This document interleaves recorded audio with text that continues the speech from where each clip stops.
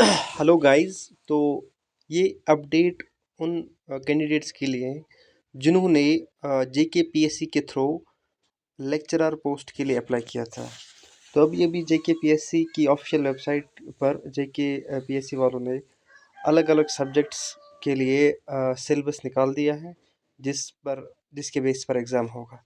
तो अभी हम अगर पॉलिटिकल साइंस की बात करेंगे तो पॉलिटिकल साइंस में पहला यूनिट दे रखा है पॉलिटिकल थ्योरी, दूसरा वेस्टर्न पॉलिटिकल थाट, तीसरा यूनिट है इंडियन पॉलिटिकल थाट, और साथ साथ में उनके कंटेक्स्ट में जो जो टॉपिक्स दे रखे हैं यही टॉपिक्स होंगे एग्ज़ाम में।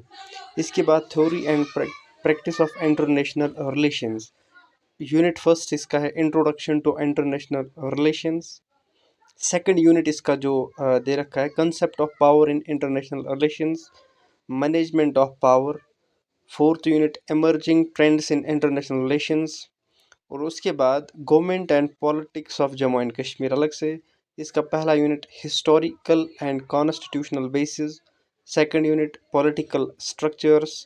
Third unit representative politics issues इन जेके पॉलिटिक्स, जो फोर्थ यूनिट दे रखा है। इसके बाद पब्लिक एडमिनिस्ट्रेशन में से पहला यूनिट है introduction to public administration. Second unit इसका organisation theory. Third unit principles of organisation. Fourth unit financial administration. इसके बाद आता है इंटरनेशनल लॉ। पहला unit meaning source and subjects international law के। Second unit state recognition, sovereignty and succession. Comparative politics में से पहला unit comparative politics. Second unit political processes and political development.